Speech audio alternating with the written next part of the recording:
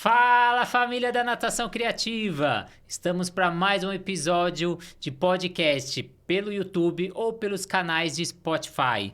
Quero deixar a minha gratidão para você, um dos mais de 77 mil membros do Instagram da Natação Criativa, ou para você que acompanha a gente pelo grupo de Facebook, a maior biblioteca da natação, com dinâmicas, exercícios, você criando isso pra gente. Ou se você ainda está consumindo os nossos cursos pela plataforma Educar. Hoje estou com a presença aqui de Rafael Madormo. Muito obrigado pela presença. Tudo bem, Renato? Eu que agradeço o convite, né? Uma honra estar aqui com você mais uma vez, né? Para a gente conversar um pouquinho sobre natação, especialmente natação infantil. Eu queria saber como iniciou essa sua vida na natação aí, um pouco diferente aí.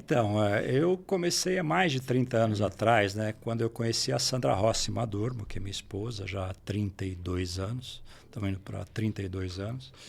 E aí a gente começou a se envolver e eu me envolvi com a natação.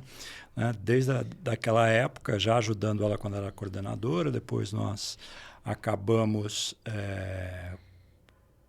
arrendando o local onde ela era coordenadora, viramos proprietários, construímos a nossa escola e ficamos 25 anos nesse negócio. A partir daí, a minha vida virou natação infantil até hoje, né?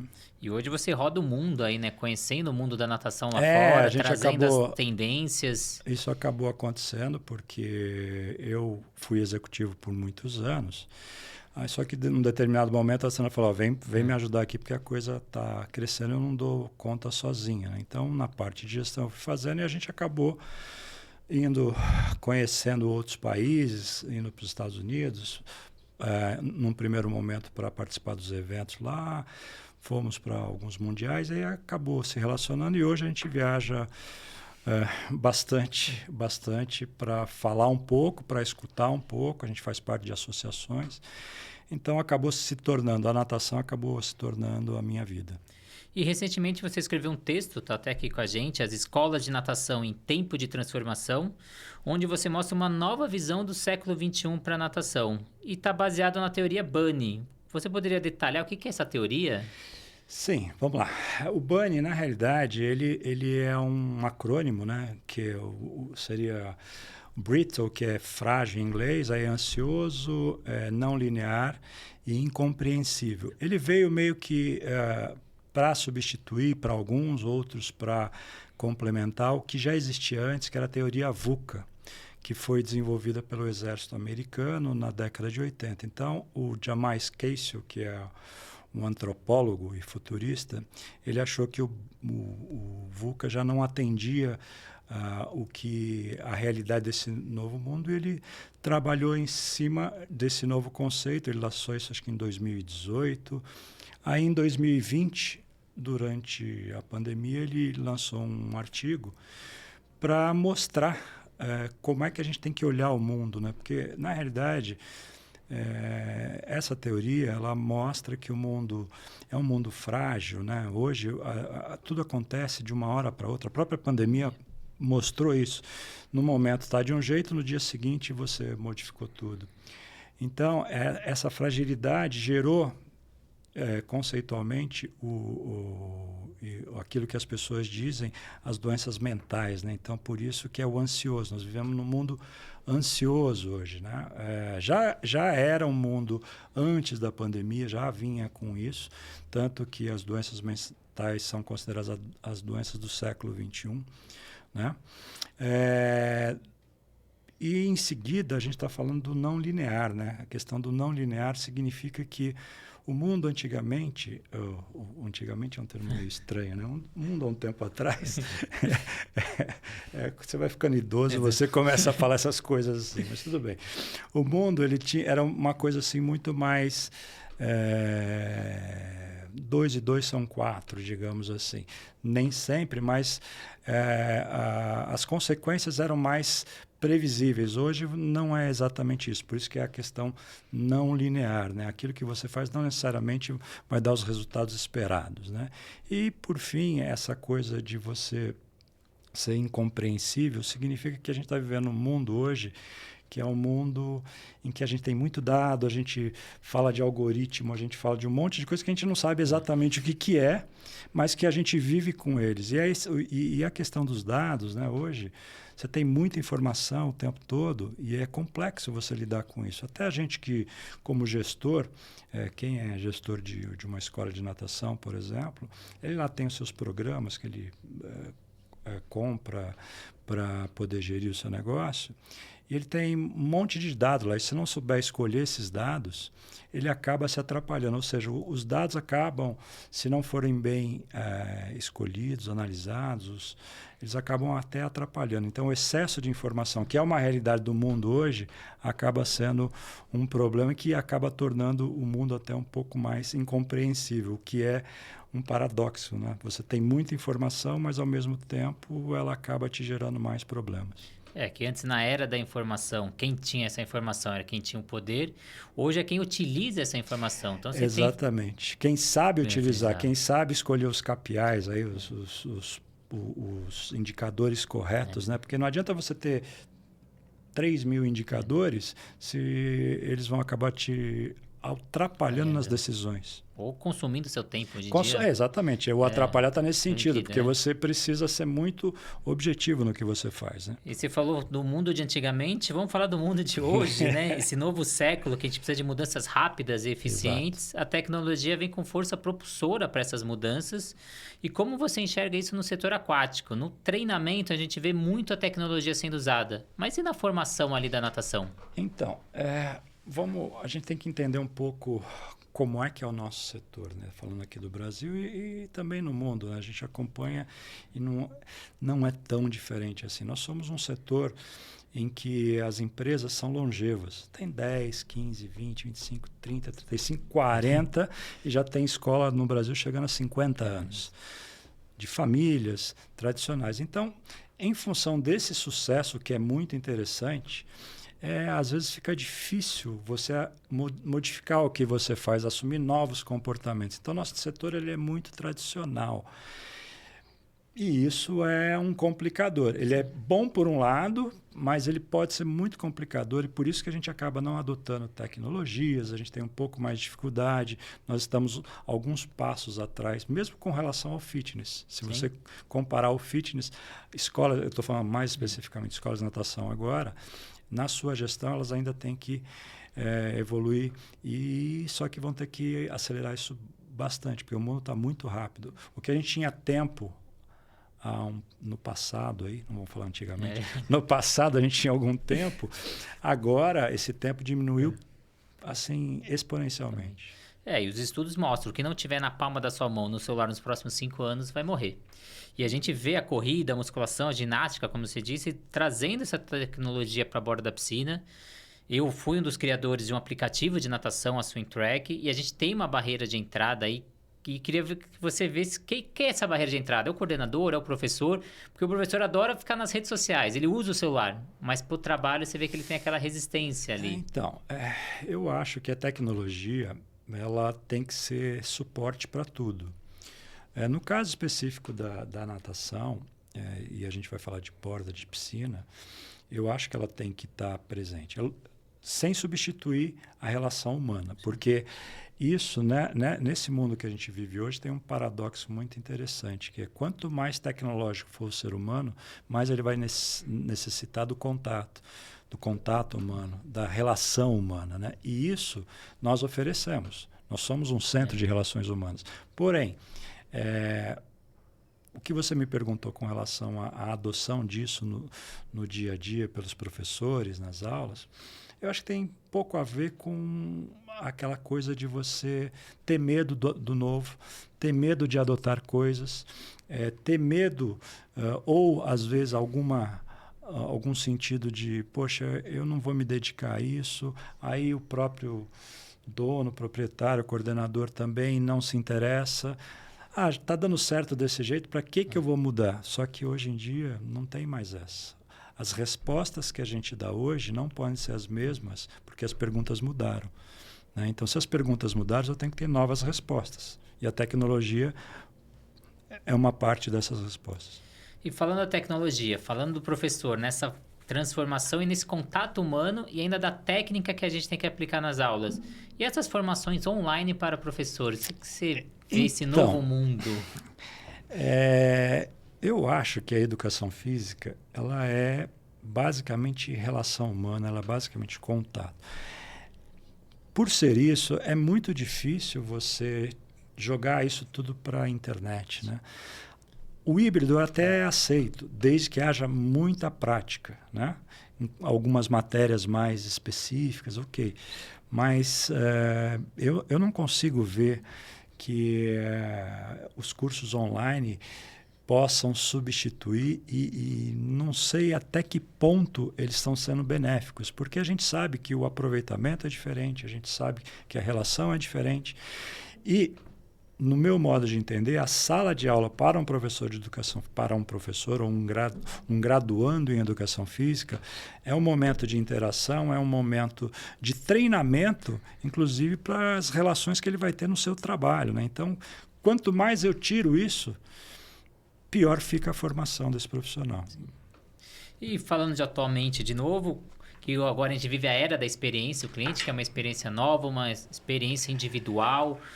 Como que a gente promove essas novas experiências para o cliente para atender essas novas demandas, necessidades, desejos? Então, eu vou falar uma coisa que tem muita gente que não concorda e está tudo certo. Vivemos numa democracia. Eu acho que a especialização é o caminho do futuro. Quanto mais especializado você for, como no seu caso, você é natação criativa, você trabalha com água, você não está falando de 200 outras coisas. E as pessoas que querem saber de água vão atrás dos seus canais, porque está muito identificado, porque você identificou as demandas de um público específico, seu público-alvo, e trabalhou para isso. No nosso caso, de escola de natação, onde você precisa trabalhar com esses públicos, primeira coisa, você tem que ter o que é chamado o customer centricity, ou seja, ser centralizado no cliente. Para isso, você tem que entender o que o cliente deseja, como é que ele quer ser atendido em toda a sua jornada, né? Porque a famosa jornada do cliente, a gente tem que entender que um cliente, ele se sente bem atendido, ele se sente satisfeito, né? Com a empresa, ele tem que se sentir em todos os pontos de contato, desde a internet, quando ele vai lá procurar, até chegar no estacionamento, no vestiário, na aula, com certeza, nas relações todas que ele vai tendo. Para isso, eu preciso conhecer muito bem o meu cliente, né? Tenho que entender as necessidades, os desejos e o contexto que ele está inserido. Muita gente esquece do contexto, né? Esse contexto é fundamental. Por isso que a especialização ela é importante. Por isso que eu acredito já há muito tempo que escola de natação vai ser uma coisa específica para crianças. Você vai ter os centros de atividades aquáticas que serão para o público que gosta de natação, de atividades aquáticas. Você vai ter outros centros específicos para atividades de fitness aquáticos. Isso, na minha modesta opinião, nos próximos anos vai acontecer. E já começa a acontecer. Você já começa a ter no Brasil, lá no Rio Grande do Sul, aqui no interior de São Paulo, em São Paulo, no Nordeste, você começa a ter centros especializados só em crianças, centros pensando em reabilitação. Por quê? É a forma de eu entregar sensações desejadas para o cliente que ele quer receber através da água. A água é um veículo que ele precisa para atender aquilo que ele deseja. Se é uma aula, se é um treinamento, se é uma terapia. Então, como é que, por exemplo, eu tendo uma piscina, para que público, qual é o aquecimento que eu vou dar? 27 graus para o cara que vai treinar, ou 32 para o bebê, ou 34 para a terapia, ou 20 ou 30 para a natação infantil. Então, como é que eu vou fazer isso se eu não tenho uma especialização, né? Então, até vestiário, como é que eu trabalho o vestiário, mais para adulto, mais para criança. É por isso que eu acredito que a especialização é a chave para esse processo. E eu que venho do mundo da criatividade, a criatividade é você ir além da sua parte técnica, você ver outras áreas, porque ali você vai ter outros insights, você vai trazer para a sua área. E nesse texto você fala sobre um insight que é a ação sustentável. Sim. Então, o bom de você ver outras áreas é que você tem uma bola de cristal do que vai vir. Então, quando eu iniciei 7 anos atrás falando de criatividade, ninguém falava disso na educação física. E era uma das 10 habilidades que falavam que era a nova habilidade do novo século. E eu trago isso para a educação física, hoje já está massificado. E eu queria que você falasse dessas ações sustentáveis. O que vai ser daqui para frente e como as academias precisam se adaptar a isso? O ESG, né, que a gente escuta bastante, tem escutado muito no mundo todo, isso ainda está chegando agora no nosso mundo. Ele surgiu já na década de 90, mas ele tomou um grande impulso em 2004, quando um grupo das Nações Unidas, mais o Banco Mundial, se reuniram e criaram lá esse conceito ESG, que na realidade seria o E de environmental, que seria o meio ambiente, o social e a governança. Ele surgiu para criar o conceito de sustentabilidade, mas não só do ponto de vista do meio ambiente em si. Ele incluiu a questão social e a questão da governança. E por que ele é importante? Porque ele contribui para o mundo, né? É como as empresas e como as pessoas estão enxergando o seu papel no mundo. Outros mercados já vêm fazendo isso.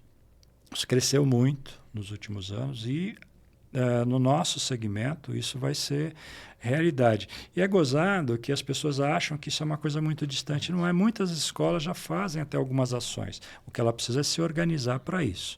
Até porque, se a gente for pensar na questão do ESG, você tem já nos Estados Unidos a primeira escola de natação em Miami, agora em setembro, da Miriam Oka, uma amiga que a gente tem lá, que tem 5 unidades lá da Oka Aquatics, que ela conseguiu um certificado, a certificação B Corp, que é uma certificação de um grau muito elevado para empresas que trabalham isso.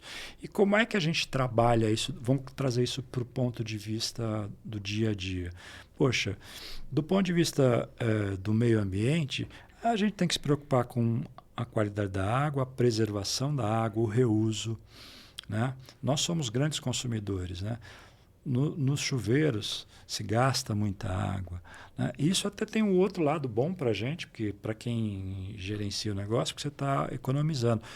Porém, não é só isso. É você fazer ações que levem para a melhora do mundo. Do ponto de vista social, é como você interfere na sua comunidade. Está aí uma coisa que é a obrigação de todo dono, de todo profissional que atua com água, que é a questão do mês da segurança aquática. A gente tem que falar de segurança aquática. Por quê? Porque nós vivemos da água. E a gente sabe que o afogamento é um dos principais problemas que a gente tem no mundo e no Brasil. Então, fazer campanhas faz parte de um comportamento ESG, é você estar se integrando à sociedade. Outra coisa na questão social, como é que a gente faz a inclusão? Como é que a gente trabalha as crianças ou os adultos com deficiência? Né? E todas as deficiências aqui, eu não estou falando, eu estou falando mentais, estou falando se alguma pessoa é cega, se alguma pessoa tem problema de audição. A gente tem que pensar nisso, como é que a gente atua para incluir essas pessoas, como é que elas podem estar. E hoje a gente sabe que as escolas estão recebendo um número gigantesco de crianças com transtornos diferentes, um autismo, e tudo isso a gente precisa se preparar para isso. E isso, se você fizer, você já está tendo um comportamento que você está ajudando a comunidade, porque nosso papel é esse. Nosso papel como empresa, como profissional, é devolver para a sociedade aquilo que a gente recebe. Né? E, por fim, na parte da governança, a gente tem que ter muita transparência. Transparência com os clientes, transparência com os funcionários, fazer de uma maneira em que o nosso negócio seja percebido como um local sério, um local que ajuda a comunidade. Então, este pensamento... por que ele é fundamental? Eu estou me estendendo um pouco na resposta, porque eu acredito que esse é o que vai acontecer para frente mesmo. Porque as novas gerações, elas já vêm com chip diferente. A programação é diferente delas. Você pega quem tem menos de 40 anos, e você está nessa faixa, eu já passei bem, é quem está... É o pensamento que domina o mundo, né? Eu costumo brincar que quem tem mais de 40 anos é um visitante nesse mundo. Porque aquilo que a gente pensa não necessariamente já está servindo mais. Lógico, a gente faz muita coisa, tal, mas o pensamento que está crescendo, que vai dominar o mundo, é o pensamento que está vindo com as novas gerações. Então, hoje, uma criança ela tem comportamentos com relação à preservação muito diferentes do que a gente tinha, do que eu tinha, né? Os pais hoje são muito mais conectados à internet, né? Porque eles estão na faixa até os seus 40 anos, a maioria. Então, são comportamentos totalmente diferentes. E nós, aqueles gestores que têm mais idade, têm que prestar atenção nisso. A minha cabeça não é mais a do meu cliente. Por isso que eu tenho que ter o foco em entender e estar centrado no cliente para entender as necessidades deles. E esses clientes que estão vindo, essas novas gerações, e a que vai chegar mais fortemente nos próximos anos, eles vêm com uma cabeça de que eles vão recompensar as empresas que pensam como ele, que preservam a natureza. Então, a forma dele recompensar é comprando dessa empresa, participando dos programas dessa empresa. E aqueles que não estiverem dentro disso vão estar fora. Então, de alguma maneira, o comportamento ESG ele é bom para o mundo, mas ele é necessário para a sobrevivência da empresa. Eu brinco que você fala dessas mudanças de gerações. Eu falo que mais ou menos a sua geração são os extraterrestres, que vocês entraram num mundo digital que vocês não conheciam, então vocês caem de paraquedas num mundo desconhecido. A minha geração são os imigrantes digitais, que a gente até que conhecia um pouco, vem para uma outra terra aqui e começa a se adaptar. E tem os nativos digitais, que aí são minhas filhas, que aí é o dia a dia deles. Eles sabem utilizar isso e prezam por quem usa, né? E você falou sobre o mês da segurança aquática, que eu acho fundamental. A gente vai iniciar o mês de novembro. A Natação Criativa apoia o mês da segurança aquática. Eu queria que você comentasse o que é o mês de segurança aquática. Quem quiser aderir a esse programa, que o site do INAT tem os materiais, assim como a Natação Criativa também libera esses materiais com auxílio, até com autorização de vocês. Queria que vocês falassem um pouco desse mês de segurança, que é fundamental. O mês de segurança aquática ele surgiu em 2012. Mas por que ele... Se eu tiver um tempo, eu vou contar um pouco a história, Pode. Que é o seguinte. Quando a gente começou a viajar para o exterior em 2007, a gente se associou à Associação de Escolas de Natação dos Estados Unidos, desde lá a gente vai todo ano. E a gente viu, eu e a Sandra já tinha ido a uns 2 congressos mundiais, mas eu estava indo, era novato nisso. A gente começou a ver, visitamos escolas, fomos no congresso, na conferência da associação, fomos num congresso mundial. E aí o que a gente viu diferente? A natação infantil do Brasil, ela é muito boa. Na média, ela é até acima do que a média da maioria dos países. E os nossos melhores trabalhos são top no mundo. Isso reconhecido, inclusive, hoje lá fora. O que a gente viu diferente? A gente viu que a questão da segurança aquática, principalmente para os americanos, para os anglo-saxões em geral, americanos, ingleses, australianos, era uma coisa muito forte. E aqui a gente já fazia alguma coisa no nosso programa, mas era uma aula aqui, outra lá. Eu sou da época que eu escutei de um dono de escola de natação. Quando perguntei alguma coisa, ele falou, não, a gente não fala em afogamento aqui, que isso é contra o negócio. Não, e era isso, eu estou falando no final dos anos 80, né? Era um pensamento. Não vou falar porque isso vai afastar meus clientes. É o contrário, né? A maioria dos pais coloca as crianças exatamente para que elas aprendam a se defender na água, a nadar. Os menorzinhos vão aprender depois dos 3 anos, talvez, mas é que ela tenha comportamentos, né, adequados na água, que não se jogue e tudo isso. Quando a gente viu isso, a gente falou, nós temos que começar a falar. No primeiro congresso, que foi em 2008, a gente já falou de segurança aquática. Aí em 2010 levamos o Dr. Davi Spilman, depois ele levou, acho que em 2012 foi de novo. A gente começou a fazer isso. Só que a gente tinha vários, ou alguns, escolas que faziam um trabalho. Um aqui, lá em São Luís do Maranhão fazia, no Rio de Janeiro alguém fazia, aqui em São Paulo um ou outro fazia. Bom, nós precisamos fazer alguma coisa. Aí em 2011 a gente descobriu que existia a maior aula de natação do mundo. E a gente trouxe para o Brasil. Só que a maior aula ela acontece em junho, numa época que é favorável para o mercado americano, os mercados do norte, onde o verão está acontecendo.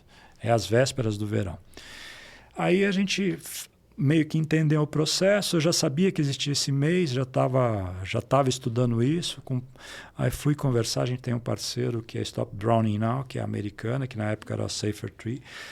A gente meio que foi nas escolas deles para entender como é que eles faziam e a gente criou o nosso. Falamos, em 2012 a gente lançou o Mês Nacional de Segurança Aquática. Por quê?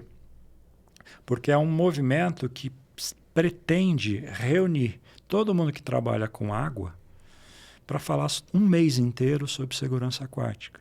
Mas não é só nesse mês, e é isso que a gente deixa, até a gente soltou o material novamente, agora explicando o porquê. O mês de segurança aquática tem que servir meio que como conclusão do ano. Você já trabalhou o ano inteiro, você já foi falando, dá para fazer, porque trabalhar segurança aquática é uma coisa que as pessoas precisam entender. Não é só você trabalhar na água, são conceitos, você tem que falar, você tem que dizer para a criança os comportamentos que ela tem que ter, você tem que ensinar a criança ou o adulto sobre as bandeiras da praia, você tem que falar sobre as placas, você tem que falar que ela não pode se jogar na água. Isso é um trabalho diário. Se você todo dia der uma pílulazinha na sua aula antes de começar a falar alguma coisa, você está trabalhando segurança aquática. Lógico, aí você vai ter aulas específicas, de tempos em tempos, né? Mas no mês é uma conclusão de trabalho. Por que a gente faz um mês inteiro? Porque no mês inteiro as escolas podem se adaptar à sua realidade. Ela pode fazer uma semana esse trabalho, pode fazer no outro. Só que a gente vai tendo o mês inteiro falando. E principalmente porque para a grande mídia isso é fundamental. Então o mês de segurança aquática é um evento que felizmente hoje não pertence mais ao INAT, ele é um evento do Brasil, já virou lei aqui na cidade de São Paulo, é oficial. Tem um projeto no Congresso Nacional que, se Deus quiser, já está na última comissão, vai aprovar como sendo uma data oficial do país, né? Então, é só participar aí no site do INAT, como você já falou, fazer as suas ações. E hoje já está muito mais disseminado. A própria Sobrasa também tem o trabalho deles, que é a Semana Latino-Americana, que é uma semana e tal. Para a gente, tudo que vier para falar de segurança aquática, que ajude na preservação de vidas, está valendo. E só para ilustrar o que você falou que o pai busca a sobrevivência aquática. O nosso episódio anterior de podcast foi com o Thiago aqui no Paçoca. Ele falou que ele fez um estudo com 1.000 famílias e o principal motivo que o pai leva a criança para a natação era a busca dessa sobrevivência aquática. A Natação Criativa também tem um podcast com guarda-vidas explicando as bandeiras, o mar, explicando a importância dessa prevenção aquática. Então, para quem quiser acompanhar, assista nossos episódios anteriores. E eu queria, para a gente finalizar nossa conversa, a gente falar dessa nova geração que está ali na borda da piscina. Não só a criança, mas o pai mudou, os professores, que a gente falou, uma nova realidade, esses novos hábitos, valores. O que mudou nesses 30 anos de natação até hoje aí? Mudou muita coisa, né? Mudou muita coisa. Mas assim, para falar para o gestor ou para o professor, o que mudou muito é que hoje os profissionais e os pais, o tempo é diferente para eles, né? Então, aquela coisa de você desenvolver a sua carreira num local, ela já não existe mais, né? Os professores buscam outras coisas e está tudo certo, não tem problema. Mas antigamente, a palavra antigamente volta bastante, mas no passado você tinha uma determinada fidelidade tanto do aluno como dos pais, como do aluno como dos profissionais. Eles ficavam mais tempo, eles tinham mais aquela coisa de ter essa relação mais longa, que é uma característica do que está acontecendo. Isso são estudos que mostram, né, que eu esqueci o nome da universidade agora, mas o estudo diz o seguinte, que é uma universidade americana, em que os jovens de hoje eles vão ter pelo menos 15 empregos e 5 carreiras diferentes. Né? E isso está acontecendo bastante. Né? Antigamente, ou no passado, isso era bem diverso do que está acontecendo agora. Então, isso é uma coisa que mudou. A outra coisa é o acesso à informação. No nosso tempo lá atrás, para você ter um congresso, para você ter esse tipo de coisa aqui, hoje a pessoa chega na internet, ela vai na natação criativa, ela consegue ver muita coisa. Né? O que falta, às vezes, no nosso mercado, nesse aspecto, só fazendo um parênteses, é um pouco de curadoria. Né? Tem muita porcaria também. Né? Muita coisa sendo colocada. Não é porque está num livro específico que você tem que buscar uma fonte adequada, uma referência adequada na internet ou nos livros, né? Porque hoje ficou muito fácil, qualquer um produz conteúdo. E está tudo certo, desde que tenha um mínimo, né, de referência, que seja sério. Hoje tem muito copia e cola, né, que as pessoas fazem isso, e você deve sofrer bastante com isso também, a gente sofre bastante. Mas tudo bem, só que o importante que eu vejo hoje até para os profissionais e para as empresas, os gestores, é que eles tenham consciência que o mundo está mudando muito rápido, que independente disso a gente precisa estudar. Sim. A gente precisa estudar porque o teu conhecimento de ontem não vale mais hoje. Se você se formou e achou que acabou, você tem que ser um lifelong learning, ou seja, tem que ter um aprendizado durante a vida inteira. Eu estou com 60 anos e eu já li 14 livros esse ano, já fiz 3 formações. Não estou falando isso para parecer, o cara não é isso, é porque senão eu daqui a pouco estou totalmente ultrapassado, porque as gerações estão vindo, também estão vindo gerações muito mais preparadas, né? Estão com possibilidades e quem sabe aproveitar está realmente com o mundo à sua mão. É só saber aproveitar os recursos que tem. E aí a gente vê pela essa nova geração, né? Na nossa época a gente lia gibi. Eles leem Harry Potter, né? Livro de 500, 600 páginas. Então eles vêm numa velocidade muito maior que a nossa. E quem não se profissionalizou não conseguiu superar essa crise que passou. Acho que foi a maior crise da natação. E depois dessa crise provocada pela pandemia, quais as perspectivas para o setor aquático?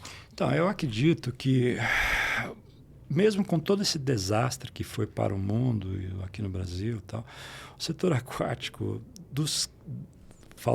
comparando com as outras atividades físicas supervisionadas, foi o que menos sofreu. Por incrível que pareça, sofremos bastante, mas se você conversar e eu converso com muita gente, foi o que teve um desempenho menos pior. Eu acredito que para o próximo ano, se a gente não tiver a política nos atrapalhando, se a economia melhorar um pouquinho, nós vamos ter um crescimento significativo. Se a economia atrapalhar, nós vamos crescer alguma coisa. Eu não vejo como não. O crescimento está aí. O que está acontecendo é que está tendo, e é isso que eu quero chamar a atenção, as respostas do passado não são... Você não pode continuar com as mesmas, porque as perguntas estão mudando. Então, se você tiver antenado, você tem condição de sobreviver. Nisso que a gente falou com relação à questão de você atuar olhando para o seu cliente, entendendo as necessidades dele, não tendo vergonha de mudar. Né? Porque uma frase do Alvin Toffler, que ele falou lá em 1980, ele falou assim, o analfabeto do século XXI, olha como o cara era evidente, o analfabeto do século XXI não vai ser aquele que não sabe ler e escrever, vai ser aquele que não sabe aprender, desaprender e reaprender. Então, nós temos que desaprender muita coisa do passado, porque não serve mais para hoje. E temos que ir atrás do reaprender. Por isso que eu falei que eu já fiz cursos, já estou lendo, porque eu estudei pra caramba, mas tem muita coisa que já não está servindo mais. Na época do meu pai fazia a faculdade e ele usava a informação por 30 anos. Exatamente. Hoje eu fiz a faculdade, no próximo ano a informação já mudou, que na minha época não existia CrossFit, não existia aula online, não existia podcast, e hoje eu trabalho com coisa que nem existia na época da minha faculdade. Exatamente. E quais são os novos projetos do Rafael? Eu sei que o INAT vem aí, você falou da importância desse estudo presencial, é do maior congresso que a gente tem na área, o maior encontro de natação. É o INAT, o que o INAT promete aí? Tem alguma coisa que dá para soltar aí? Então, o que eu posso falar é que o tema desse próximo ano, você não vai me matar, mas tudo bem, vai ser natação e família. A gente percebeu que o que é família hoje, isso tem as transformações, como isso está afetando nas aulas de natação. Então, basicamente, a gente vai falar sobre isso. Já estamos com praticamente tudo acertado e se a gente conseguir o que a gente está tentando, vai ser um negócio, isso realmente não posso falar, mas se a gente conseguir, vai ser um negócio que eu acredito que quem nos acompanha vai ficar muito feliz. Vai acontecer do mesmo jeito, a gente teve a edição desse ano que teve lá 764 pagantes, né? Ou seja, fora outras pessoas que estiveram lá, palestrantes e tal. Então, ele realmente é considerado na natação infantil o maior evento que existe, né? Mas o que nos deixa mais feliz não é isso. O que nos deixa mais feliz é que as pessoas gostam, que vão e que falam, olha, eu sempre pergunto para todo mundo que vai lá, valeu o seu investimento? Porque isso é o que nos move, né? Essa é a nossa parte. Agora eu vou falar uma outra coisa que eu estou me autorizando, porque é uma coisa que eu convenci a Sandra, ela sabe. Nós vamos fazer um evento. Em 2019, a gente lançou o CIGEM, que é o Simpósio Internacional de Gestão de Escolas de Natação. Mas que esse ano eu não fiz. A gente não sabia como é que ia ser o negócio. Mas o ano que vem a gente vai fazer, não o CIGEM. O CIGEM vai ficar de lado por um pouquinho, porque eu estou trazendo um outro projeto, que é um projeto que tem um ar internacional, por outras coisas que a gente tem para o futuro, que era para 2024, a gente está trazendo para 2023, que vai acontecer por um dia, na sexta-feira do Congresso, ou seja, o Congresso é 31 de março, 1 e 2 de abril. Então, este evento, que chama S4, vai acontecer no dia 31 de março.